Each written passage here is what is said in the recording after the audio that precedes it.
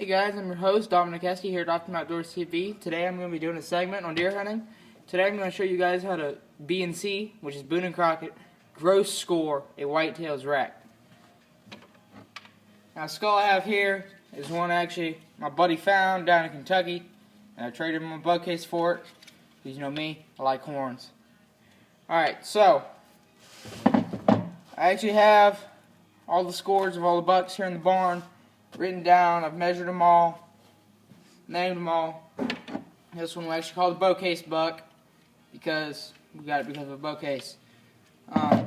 And I just chose to show you guys this one today because it's the most simplistic one we have that has decent score. So, for those of you out there that don't know, you're going to use a flexible measuring tape. This happens to be a tailor's tape like they use for making clothes. They make metal ones that roll out. You don't want to use one of these because you're going to have to go around a lot of curves, and that's not really good on the tape, and it doesn't really work that well.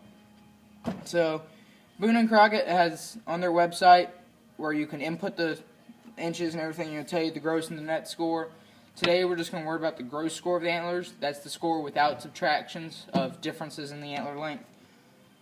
So the first measurement you're going to take is, if you want to, there are two measurements that do not count towards the final score.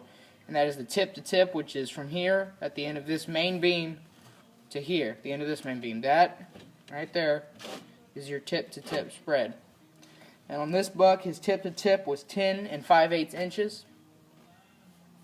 So then the next one that doesn't count is your widest point spread. And so that's the widest point. So that can be the outside of the antlers, that could be the outside of the tines, if the tines do this, whatever your widest point is. Ours is about here to here, and it was 19 4/8. And the reason I'm going in eighths is that's how Boone & Crockett measures their deer. They go in the 1/8 of an inch, just to help everything round out and get a little bit more precise. And so everything's the same common denominator. Okay, so now we're going to get down to the ones that actually matter. The first measurements that we have that actually matter is going to be your inside spread, which is the widest spot that is parallel between the antlers. So it can't be like this. It's got to be parallel. So for us, it's right in here. And this buck's inside spread was 17 2/8. So the same as 17 1/4, but once again we're going by eighths. And then the next measurements that we have is your right and left. For me, I like to measure it like I'm looking from the back. So this would be my right, this would be my left. Now, me looking at the camera right now, that looks right, right, left. With you guys, it's going to be backwards. So this would be your right, and this would be our left. And let me see here.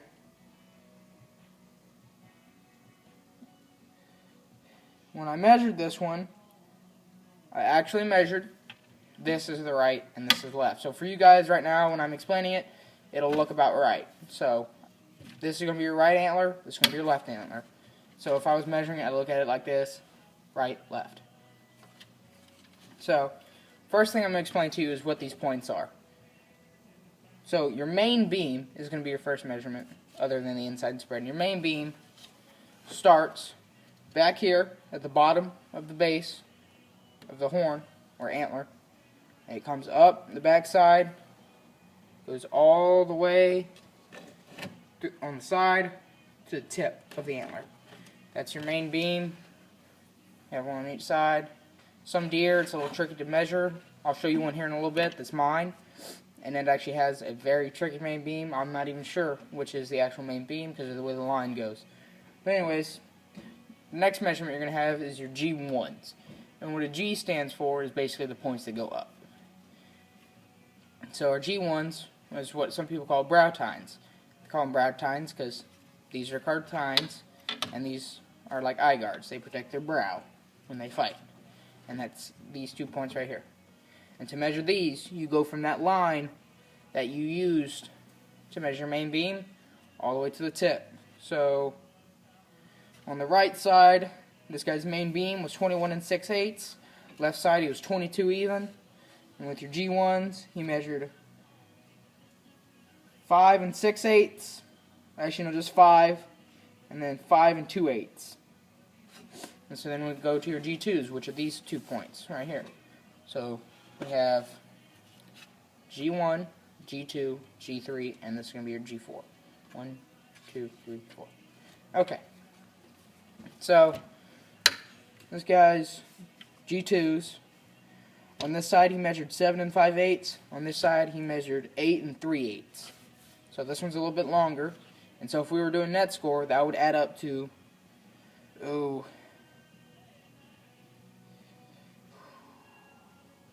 6/8 of an inch in deduction. So you minus 6/8 of an inch from the entire score. So then our G3s were 9 4/8. No, 9 4/8 and 8 6/8. And our G4s were 7 4/8 and 1. Oh, not 1. 4. I had a speck of dust covering the little thing on the 4. So 4, 7 4/8. And so then the next measurements we're going to do are called circumference measurements. And what those are is those are the circumference around the horn. And when you measure these, you go at the smallest point. So, yeah. Which, I mean, nobody should even give you crap about it. But, okay, so on this one, on his C1, on his right side, was 4 2/8, and then this side was 4 4/8. So then we move on to our C2s. Okay, your C1s, I forgot to explain, are in between your bases and your G1s. C2s are between your G1s and your G2s. Circumference 3s are between your G2s and your G3s. And so on. And you only go to 4. So you only have 4 of these. So 1, 2, 3, 4. You only have 4. If it's only an 8 point and you don't have these tines, then you would picture where one would be, and that's where you go. You don't have to go all the way to the end at the smallest point. Or what some Boone and Crockett measurers will do is if it's an 8 point, they'll just repeat the score of in between your G1 and your G2 for in between here and here, even though that's not there. Anyways, so your circumference shoes, they're both 4 inches. They're the same exact score. And so then we had 4 1/8 and 4 1/8. So the same again. And then we had,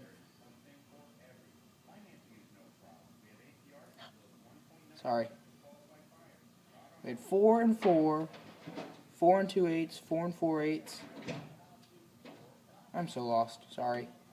We had 4 2/8, 4 4/8, 4 4, 4 1/8, 4 1/8, 3 7/8, and 3 1/8. So for this side, we had a total of 66 7/8 inches, and for this side, we had a total of 64 7/8 inches. So when you add those together, you get 131 6/8 inches, and then you add your inside spread, which was 17 2/8. So this rack adds up to be 149. So it's 149 inches even for this rack. And that is how you B and C gross score a deer rack.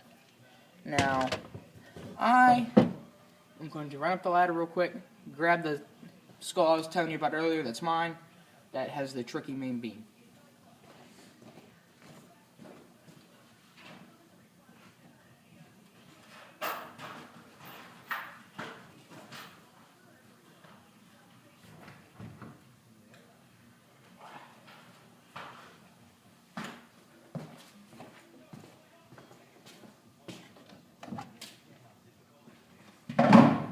Okay, so this is my butt from 3 years ago, and that's what I meant by the main beam being weird. Remember how I told you the main beam follows that line?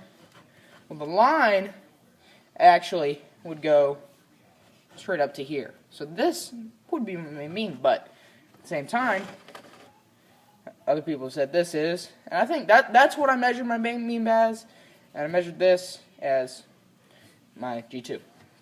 Now, another thing while I have this here that I'll show you is this right here. I could either measure it like this, but I measure it like this. That was my G2. So this is an abnormal point. An abnormal point is a point that comes off the side of another tine, off the side of the main beam, or off the bottom side of the main beam.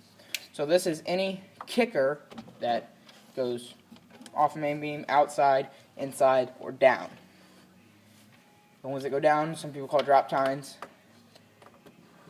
But that's a kicker. This rack actually came up 148 and 6/8, so it was a quarter of an inch smaller than the one I just showed you, but I felt like it's going to be a little bit harder to explain it first with this. Now, I'm trying to think if I have a good 8-point to show you. Let me see.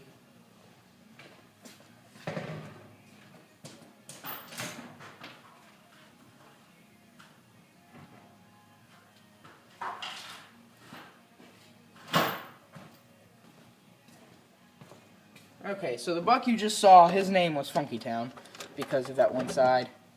This is my 8-point from 2 years back. And let's see. His name was Hey Jack, because my dad was hunting with me because it was youth hunt weekend, and I actually wasn't going to shoot this deer. I was going to let him walk on by. My dad yelled, "Hey!" as this deer was walking to stop him because he thought I was going to shoot him. So he yelled, "Hey!" This deer stopped. All I could see was his head. I had to shoot him through a tree branch, so his body was covered by leaves, so I just had to guess, and he fell right in his tracks. And then the jack part is from after I shot him, he was flopping around on the ground a little bit. My dad said, "Jack in another round," so I did, but he never got back up. So this guy measured 124 and 1/8, so he's not the biggest deer out there, but who cares? So, and then what I did for this guy was, for my 4th circumference, I actually didn't use the same measurement. I probably should have. I probably could have gained, I would have gained 2 inches there, and it would have been 126 and 1/8. But what I did is I just went before the curve. So I went right here on both antlers. And that gave me a 2 4/8 on each one. And then this is actually the most symmetrical deer we have in our records. He actually has only 1 3/8 inches deductions, which is pretty good for whitetail racks. And see, that would be a kicker. But since that's not an inch long and an inch round, that doesn't count as an abnormal point. Nor do these little stubs right here. But if you count them as points, because if you're the kind of guy that says if you can hang a ring on it, it's a point, well, I mean, maybe not so much on those, but then that would make it an 11-pointer. But to me, it's an 8-pointer. That's how it's measured. So I want to thank you guys for tuning in today. I hope that this segment was very informative. If you guys have any questions about this video or questions regarding deer scoring in general, leave them in the comment section below, and I will answer them the best that I can. I know some people out there are saying this guy looks really young, he doesn't know what he's talking about, but I've done my fair share of research and spent my fair share of time in the field, and you can believe what I'm telling you. In fact, I'll show you here. You've seen these 3 that I just measured. Let's grab this. And if you look up there, all the racks you see, I've measured. And I measured all those racks in about 4 hours. So, if you guys have any other ideas you want us to do videos on, anything else you want to know about hunting, deer scoring, archery, shooting, fishing, knife making, anything that has to do with the outdoors, leave it in the comment section below. I mean, we are Optimum Outdoors. We're just here to give you guys a good outdoor channel to watch, let you guys share the fun with us. Thank you guys again for tuning in. I'll catch you guys next time. I'm your host, Dominic Gesty, signing out for Optimum Outdoors TV.